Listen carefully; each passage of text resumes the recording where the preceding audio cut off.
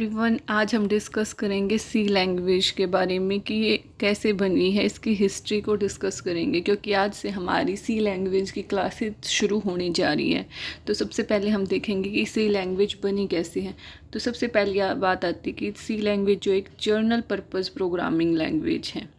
दूसरी बात ये है कि इसे जो है डेवलप किया गया था बेल लेबोरेटरीज़ के अंदर 1972 में। किसने किया था? डेनिस रिची ने।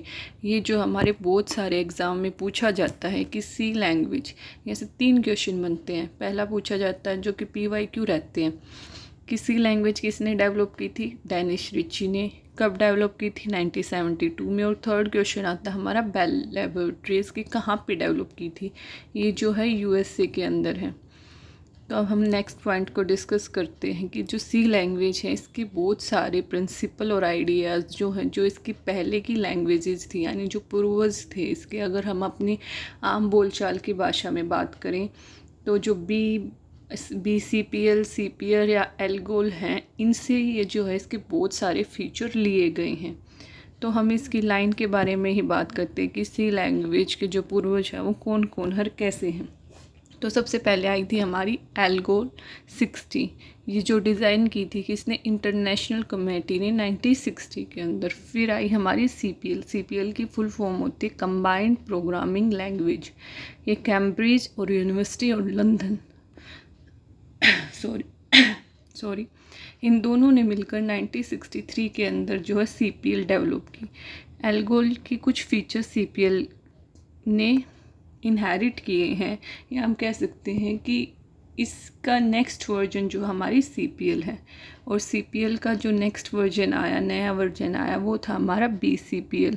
B यानी बेसिक और CPL वही कंबाइंड प्रोग्रामिंग लैंग्वेज। ये मार्टिन रिचर्ड ने डेवलप की थी कैम्ब्रिज के अंदर 1970 में। और इसका BCPL का जो हमारा नेक्स्ट वर्जन आया वो थी हमारी B लैंग्वेज, जो कि बेल लैब के अंदर 1970 के अंदर केन थॉम्सन ने डेवलप की थी।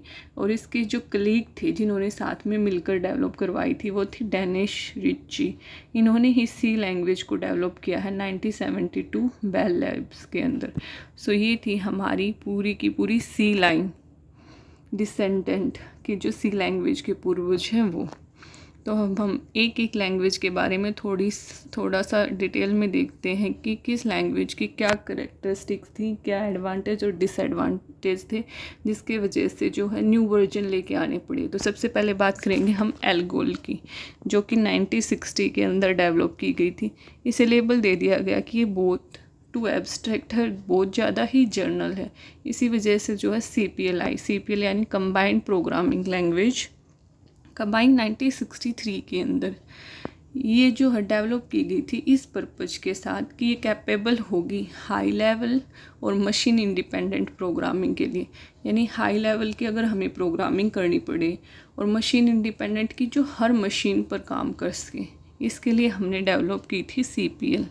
लेकिन CPL जो थी वो बहुत बड़ी हो जाती थी, यानी लिखते टाइम बहुत ज़्यादा कोडिंग हो जाती थी कुछ एप्लीकेशंस के लिए, इसलिए ये कामगार नहीं हुई और इसका नेक्स्ट वर्जन लेके आना पड़ा हमें BCPL। सो BCPL के अंदर क्या था? ये CPL का वर्जन था। और BCPL के बाद आई हमारी B लैंग्वेज, जिसको डेवलप किया था केन थॉम्सन ने।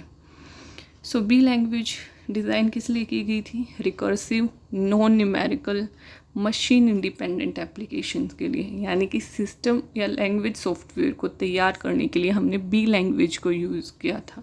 और B लैंग्वेज के बाद आई हमारी C लैंग्वेज। C लैंग्वेज को डेनिस रिची ने 1972 में बेल लेबोरेटरीज़ के अंदर डेवलप किया था, जो कि USA में है। इसके फीचर जो हैं BCPL और B, इन दोनों के फीचर्स को कंबाइन करके यूज़ किया गया है C, और इसके कुछ अपने और ज़्यादा फीचर्स जो हैं वो भी ऐड किए गए हैं।